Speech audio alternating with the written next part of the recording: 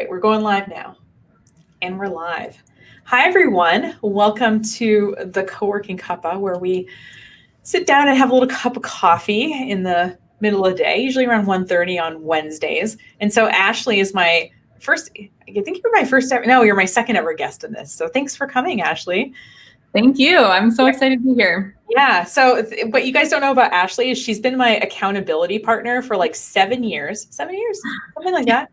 Yeah, it's been a while. It's been a while. So Ashley and I have a weekly call where we talk about our business goals and things like that and about our lives.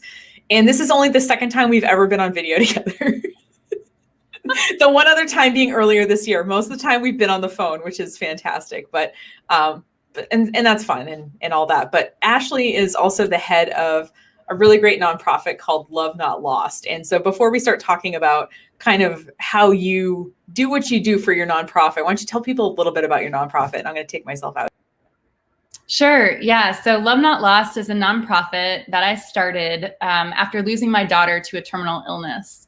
I just went through that loss and it wrecked me. And I realized that there are a few things that needed attention. The first is there just weren't a lot of tools and resources for people who were grieving, especially in that raw grief. The other thing was I realized that the greater community, the friends and family and support system also didn't have tools and resources to show up for people that they knew who were hurting. So we had like friends and family just disappear because they didn't know what to say or what to do. Which like, I totally understand. But looking back, it was like, gosh, like they cared and they wanted to show up, but they didn't. And then that left us feeling really alone and abandoned. And so, the other thing is that we did have some friends and family who showed up really well. And one friend gifted us a professional portrait session with a photographer. Another friend would come with his family and cook out and have dinner with us once a month. We had some incredible friends. Like one lady sent us cards for months after losing Skylar, our daughter. And so we were also just the benefactors, I guess, of so much love and generosity. And so, and really that made the difference in our grief and healing journey. And so as I was navigating through all of that with Skylar, losing her and then kind of having an identity crisis of what do I do next, right? Because I have all of this time now, where I was her full-time mom and caregiver. And so I wanted to pay it forward and help other people. And so I started a portrait and wedding photography business. And anytime I heard of anyone facing a terminal diagnosis, I would volunteer a free portrait session. And so each time I did, there would be just a really beautiful, profound story to come out of it, of how it impacted them, how the photos helped them. And so I wanted to keep doing it. I wasn't charging for those at all. And my husband lovingly reminded me that I was not charging for those and told me that we had our own bills to pay. And so I had the idea to turn it into a nonprofit because I knew in our situation with a terminal illness, you never know what insurance will or won't cover, funeral expenses, all of that. It's just overwhelming. And so I knew that if I had the heart to give it all away, I could find other people who believed in what we were doing and wanted to support people facing a terminal diagnosis and supporting people in grief to help me give it all away through donations. Right. And so Ashley's organization, I mean, you really started out with the portraits, right? Because I mean, Ashley's a trained like professional photographer, and you take these like shots of people and their families, and it could be, it's their last family photo. Yeah. And so that's the Thakar family that you're showing right now. Yeah. And they, the dad was on hospice and, I think he passed away like weeks later. Like I had no idea it was that close. And again, it's just, we do the portrait sessions and we deliver a really beautiful handcrafted photo album to really give people a tangible way to connect with their loved ones. because not only do the photos help preserve memories, but that photo book and tangible, photos help you create a physical space to grieve and to be present in your feelings, whatever those are, without any fear or judgment or expectation that can sometimes come when other people enter the room. And so, our photography program is providing free portrait sessions and photo albums, and obviously the digital images and gifts and stuff like that to the family. We have a community support program. So we have, again, just going back to wanting to empower the community to show up. So we created a line of empathy cards, which are on our shop. We have a tool called howcaniloveyoubetter.com, which is a really easy way to just ask someone, hey, I know you're going through a tough time. What can I physically do for you right now in this time that would make a difference? Or how can I love you better? And so that's been such a huge tool. Like, so we've heard so many stories of it really making a difference in people's lives. And it's got like customizable options. So if you know they have a dog, you can say, hey, I'll take your dog for a walk. Or, if you know they have kids, be like, I'll babysit for a night so you can have a date night or whatever. And so you can customize options. They also have a calendar plugin. So all that. And then the third and final program that we have is a corporate care program where we are actually, we launched it in March at the start of the pandemic. Okay. Good timing. And it was an in-person workshop, so that went really well. And so we did one on March 6th, and then that was it. So we've actually refilmed all the content, and we're turning it into an online course called Heart at Work. And that will be launching early in 2021. Right. And so part of what you've had to do, I mean, you're running a national nonprofit, and you obviously are like trying to scale. So you're trying to train, you can't photograph everybody yourself. No, I mean, no. So like you're trying to train photographers and whatever. So part of what you've done, and what I kind of wanted to talk to you, and what I thought people could really learn from you today is like, I don't know, you've got a really good LinkedIn game. And Thank you. You have like schooled me a little on LinkedIn. So I wanted to kind of talk with you a little bit. Well, no, because I think as a nonprofit, right? I mean, everybody's used to nonprofits. I mean, this time of year, we're all getting letters for some of our favorite nonprofits, appeals. And, the end of the year is when a lot of nonprofits obviously are making their, but as you're growing kind of the photographers you're working with, as you're growing the corporate programs and all that, you basically have had to figure out a way to have these conversations in a way that, and during a pandemic, we can't be flying around the country to have these conversations in real life. Right. And I was curious. And so I was trying to remember in preparing for this is like, when did you start like really working LinkedIn? Because I feel like maybe we've been talking for a long time. We've been friends for a long time, but like, what made you finally like go for it on LinkedIn? Because like now watching you is pretty inspiring. Yeah, thanks. I've had my feet in the water for a little while. I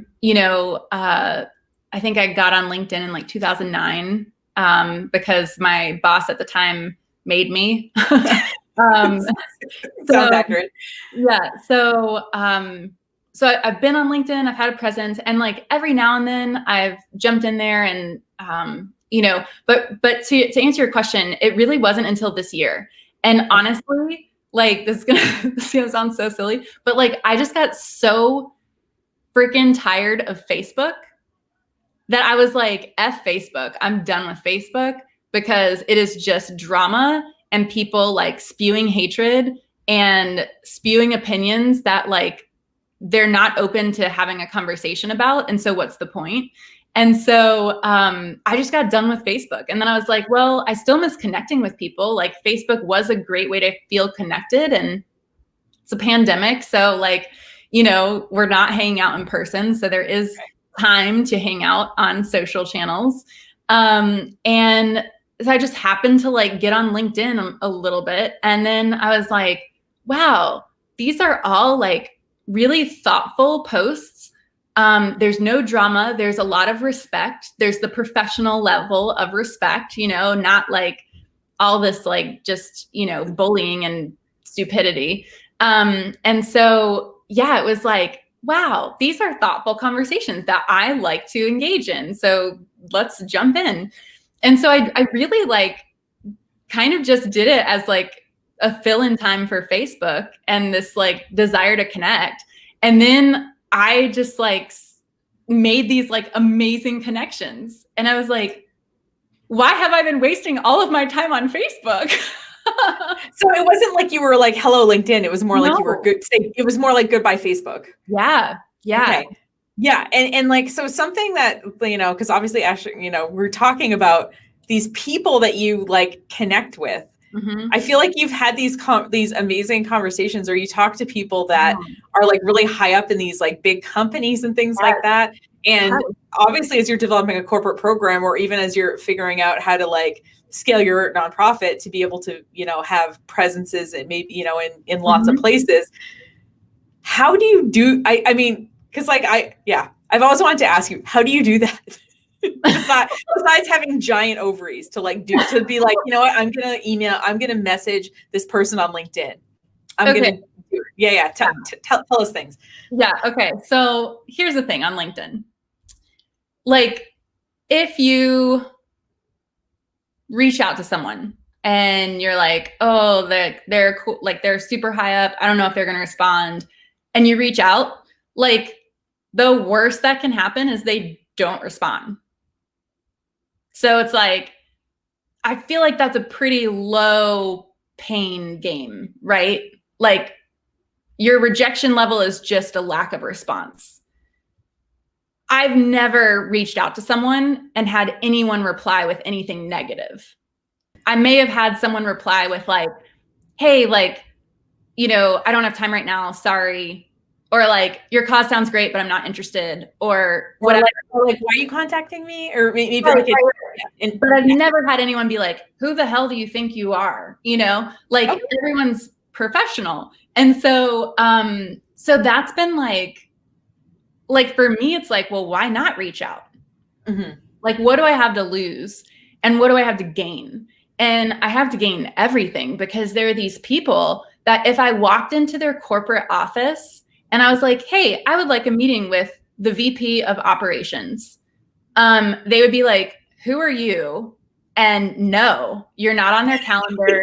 You know, like there are gatekeepers in the physical world. And there are offices with locked doors, you know, and with LinkedIn, unless they have one of those profiles where you cannot message them unless you like know their email, which those happen, and that's okay.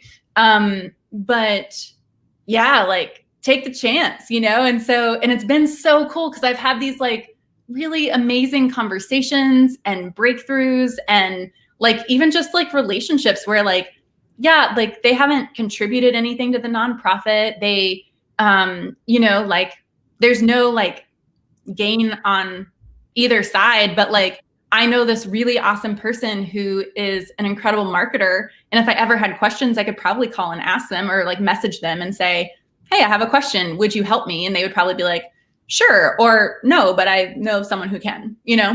Right. And I feel like though, okay, so part of it is having the guts to do it. And then, but part of it too is you're not just, I feel like you're not the kind of person who, you're not asking them for anything right away. Oh, yeah. So this is where like Ramit Sethi, for those who don't know, is the person that Nicole and I met through. He has a book called I Will Teach You to Be Rich. And so that's actually like, he had kind of a brain trust thing, and that's how Nicole and I met. But he talks about this often as like offering value. And you don't have to like send them a message and say like, oh, I want to do this for you, or I want to help you in this way. But even showing that you put forth a little effort to get to know them. So like, I'll pull up my phone right now and I'll read to you. I just sent a message to someone that is like it took some ovaries. Got it. I was like, whoa, this guy is like, I don't know if he would talk to me if we were in a room together, you know? Yeah. But he's like really, really like well connected in Atlanta, top of the huge foundations, you know, And he just wrote an article on losing his wife to COVID. And I read the article and I read through the whole article, and I sent him a message and I was just like, hey, I commented on your post. And I did. I commented and I was like, hey, I'm so sorry for your loss. This is devastating. And, you know, I'm sending love and your grief, like love to you and your grief and stuff. But I said, I wanted to send you a personal message as well. I lost my daughter 9 years ago to a terminal illness. And although it's different than a loss of a spouse, it's still one that wrecks you to your core. I hope you have a community of support around you, but I know that it's often challenging to find people who get it when it comes to loss and grief. Your story moved me so much, and I know, sadly, that many people are in a similar situation this year. I've spent the last decade working in grief and want to offer my support. If you ever have an interest in a phone call, I would be happy to listen, share stories, and have a conversation around loss, grief, and healing. Aside from that, I'd love to have a phone call when you're up for it to talk about your photography work and nonprofit work too, because he has experience with both nonprofit and photography work. Yeah. And I was like, I lead Love Not Lost, and I feel like we might have some synergy. Sending you so much love this holiday season. I'm sorry your wife won't be here to share it with you in person, and hope you feel surrounded by her in spirit. You know, peace be with you, Ashley. So it was like this heartfelt message that was really authentic. Like I felt every word of that when writing it. Yeah, and I can feel as you're reading it, like it feels very genuine to me. Yeah, like, so that was one that was like very personal and like empathetic and like feeling. But then like some like I will just send like there was one guy who commented on you know, on someone's post, and I just like reached out for a connection because I was like, oh, this guy sounds kind of cool. And he messaged me and was like, his title was like LinkedIn top voice, digital marketing expert, you know, building $100 million brands through strategic video content. So I messaged him and I just connected with him. I didn't even message him. And he messaged me first and was like, Ashley, I'm honored you wanted to connect with me. I would love to spend some time getting to know you. Is your TED Talk on YouTube? I would love to watch it. And then he wrote a message back. It was like, I'm watching your TED Talk. We have so much to talk about. You know, make sure you sign up to get on my Calendly. And so that was one that like, I didn't even have to work for it. It was like, oh, and now we're working together on marketing. So again, I think like there are other ones that like you know, like maybe they commented and I'm like, oh, hey, I saw you were on so-and-so's podcast. And you, again, let them know that you're not just a random person who just wants a connection for just a connection. It's like, have a purpose and have like a touch point of like, oh, I listened to your podcast and that was really helpful. And I'm looking forward to seeing more of your posts. That's usually my generic one. That's like, I just would love a connection so I can see more of your content and learn from you. Yeah. And I think people like jump to the transaction right away in this way that we would in real life, right? Like you wouldn't just walk up to someone and be like, hi, my name is Ashley. Can you donate to my nonprofit? I mean, obviously it's a great cause and everything. And what you're giving people the space to do. And even when you're like, hey, like, I want to learn about you. You're going to learn about me. Right. Maybe there'll be a collaboration. Maybe not. Maybe we'll just know about each other. Yeah. You know, but you're not walking in with anything specific and you're not asking for it right away. I think that's and I'll tell you, and I'll tell you the people who ask to like, if you like find me on LinkedIn, I'll connect with you. But if you connect with me and then you pitch me right away and then you continue to pitch me, I will unconnect with you. Because I agree, like LinkedIn is not meant to be a transactional platform. I don't think any platform is though. Yeah. And that's the thing that I think a lot of people get wrong about LinkedIn, right? It's like, oh, they connected with me. They're this top person at this company that I'm trying to get into. Like, oh, will you, here's my product. And it's like, okay, you don't go in on a first date and say like, like, it's not like you and I would be having coffee and then it's like, oh my God, I love you. Will you marry me?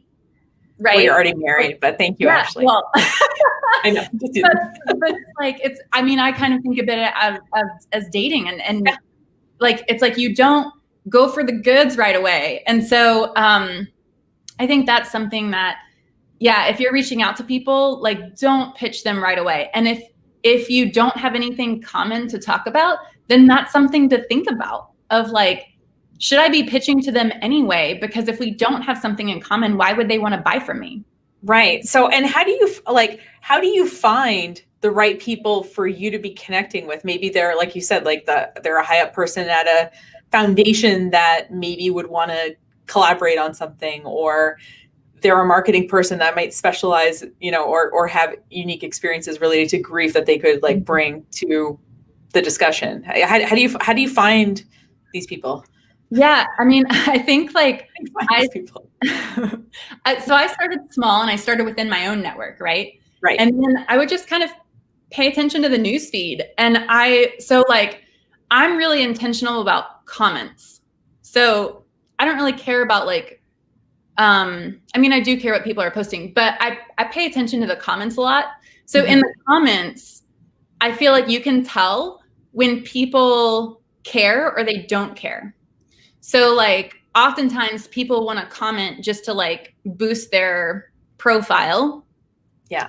But you can tell like when it's a generic comment that's like, oh, this was good information. Great article. Right. Where you're like, really, was that necessary to leave But if you're like, wow, like I really learned something from that. Thanks for sharing. Or this was the highlight of that article for me. That's really impactful or whatever. Like you can kind of pick out the people who care. You can pick out the people who are top performers. You can pick out the people who, for example, like I had this one guy who posted that his mom had died from COVID. And there were so many comments, and some of them were like just stuff that you don't say, and then some of it was just like very generic, like, I'm so sorry for your loss. I'm so sorry for your loss, blah, blah. But then there were some that were like, oh my gosh, like I lost my mom to ovarian cancer and I'm so sorry. Like what you're going through is awful and my heart's with you. And I'm like, I want to connect with her because she's an empathetic person who knows how to support people in grief. Got it. So like, yeah. And I'm not like purposely stalking people's pages around loss or anything, but like, if I see something like that, I will read through the comments and be like, you know what, that person had a beautiful response. Like that was awesome. And like, I want to know her. Yeah. So you're looking for people who are like trying to add to this discussion. Yeah. Around topics that your nonprofit cares about. And obviously you care about as a person too. Yeah. And I like somehow got on the marketing train, which is hilarious. Like I have a ton of marketing and sales connections. And I think it's because, so there's this company that I'll mention, and they're like supposedly like just taking over LinkedIn, and I am connected with lots of them. So I see a lot of their posts. So I don't know if they're actually taking over LinkedIn or if it's just that way because I'm connected with a lot of them. Okay. But they are a great company. And if you follow them, you'll see that their engagement on LinkedIn is out of this world. And the company's called Gravy. Okay. Casey is the CEO. They have a lot of other active users on LinkedIn. And they've really like just dominated the platform on how to use it and how to engage people. And it's really fun because like they've gone on this hiring spree, and they've like called people out on LinkedIn who already have jobs at other places. And they're like, hey, we want you to come work for Gravy, like publicly. And like, they've just kind of like mixed it up, and they're like, hey, we'll pay you $1,000 if you send us the person to fill this position. So, like they're just using it in fun and creative ways. And so I've had fun following them and like connecting with them. And I think that's the cool thing about the LinkedIn algorithm. Like it's kind of annoying, but it's also kind of cool because on Facebook, you only see the people who you are friends with. And that you interact with. Yeah, exactly. Yeah. But on LinkedIn, like I will get a random person's post on my feed just because one of my connections like gave it a thumbs up. And so you're like, well, who's this person? And then you're like, oh, this person's actually pretty cool. And this friend liked their post, and now I get to see their post, and I could actually connect with them,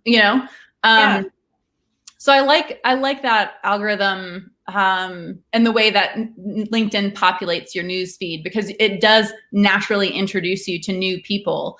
And again, if you take the time to read the comments and invest in the information, and like I said, truly providing value. So if you read something, don't just leave a comment that was like, great post, like tell me why it was a great post, or tell me what you learned from it, or ask a thoughtful question about it, or, Yeah. So that's, yeah.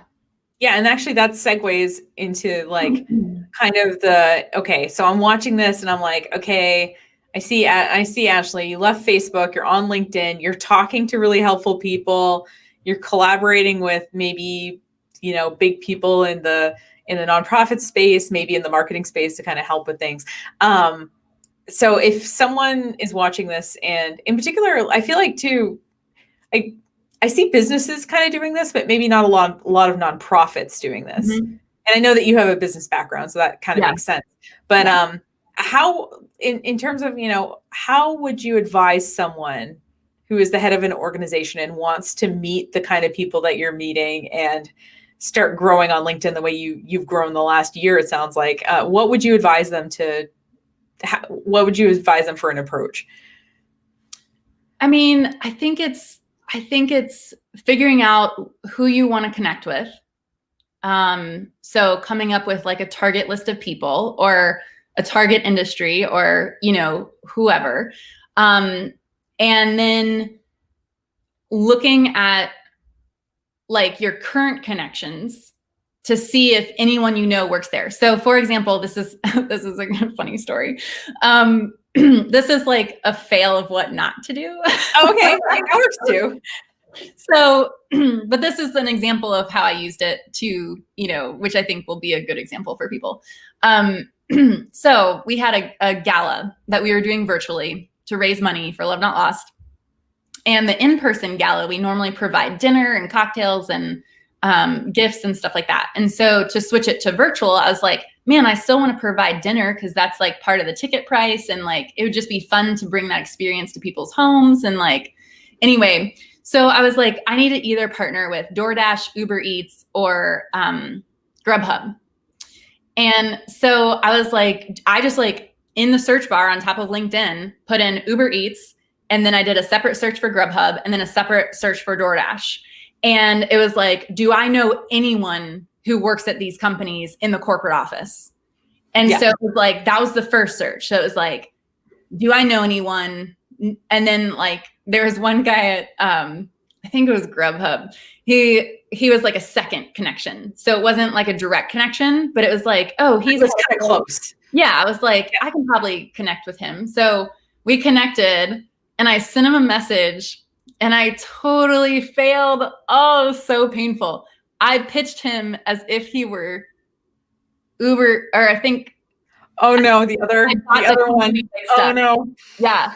So I pitched him the whole thing and I got the wrong company. And then I didn't realize it until after I had sent the first message, and then like totally didn't hear from him ever. So like going back to like, what's the worst that can happen? I look like an idiot to him because I pitched him the wrong company, but like, that's okay. He just ghosted me and that's fine. Like that was the worst that happened. And he may use me as a bad example to like, as what not to do in his sales meetings or, like whatever. But like at the end of the day, like that's okay. We were able to partner with DoorDash and like got the dinners to the people at our gala. Like it was fine. So, but that's a specific example where I was like trying to use LinkedIn to see who I could partner with for, to bring that to our gala. To get this thing done. Yeah. Yeah. But, so that's where it's like, if you have a specific thing, it's a lot easier. But sometimes I'll just, like I said, I'll just be like, I need some, like when it was time for the virtual gala, it was like, I don't know what I'm doing. Like I've never thrown a virtual event before. Like, I need help. And so it was kind of like, okay, like who's on LinkedIn who could help me? Like who does video production? Who does like, let me see what they're posting and see if I can learn from their posts. And if not, maybe I can like jump on a phone call with someone. And there was one guy, we had a virtual video call because he was like, yeah, I love what you're doing. Like, let's jump on the phone and see if I can help you out at all, you know? Right. So that's where it's like, again, worst that can happen, you look like a fool and they don't ever talk to you again, which I did. But hey, like I've also gotten a lot of free advice that has been really valuable. So. Right. And you're on their radar too. Your organization's on their radar. Yeah. And, and as you maybe exchange occasional messages once in a while, maybe it makes sense to say, hey, we're rolling out our corporate care program. Online, I'd love to, give you free access to give you feedback or something like that. But you're just kind of keeping in touch lightly. You're not expecting anything. You're just, the corporate care program, exactly what you touched on. So I've also been searching like HR people. Because that's who makes the decision. Yeah. Well, I think so. So if HR is making the decision, which I believe they would be, or like if it's a smaller company, maybe the CEO or something. But I've been connecting with a lot of HR people, one, to see what they're posting about, and two, in hopes of when we get ready to launch the course, again, just letting them know, hey, just so you know, this exists, not trying to sell you on it, but I just want you to know here's a resource, and then if they're like, oh, tell me more, then it's like, oh, cool. Let's have a conversation where I can give you the pitch deck and, stuff like that. But I'm not going to be like, hey, this program is $597 per course. And, it's like, you got to buy it. If you cared about your employees at all, you'd buy it. Right. So, but yeah, so that's like another strategic thing that I've been doing is just connecting with as many HR people as I can. Again, just to understand their lingo, what they're reading, what they're posting about. Well, and that's going to help you create a better product too, or a better outcome. Yeah. And that's the thing too, I will say, is it's really tempting to only care about this stuff right when you need to. Yeah. Versus ahead of time. I can always tell when my friend's looking for a job because I can see them on LinkedIn, start ramping it up. It's kind of like you can tell when someone's going to break up with their partner because they start doing a bit of a glow up ahead of time. It's similar, I can tell, I can just see oh, okay, you're updating your resume. Oh, I see. I can see. It's kind of good to do it a little bit ahead of, you're not ready quite with the corporate care program. You're working on it now, but you're starting those connections now, not like the day that it's going to launch. Yeah. And I think too, like to your point, you said it's easy. What did you say? It's easy to care about something like only when it's right now. Yeah. I think it's also easy to care about only the things that you care about. So like right now I'm trying to learn what the HR people care about. So then I can care about that too, and it's probably not something that I care about, but it's like, I need to learn how to care about this, because these are going to be my potential clients and I need to care for them. So I think that's another way to use LinkedIn, is to just like learn about industries that you're not a part of. Right. Yeah. So it's like, who do you want to work with and what do you need to know? And who are those people that you can learn from? Yeah.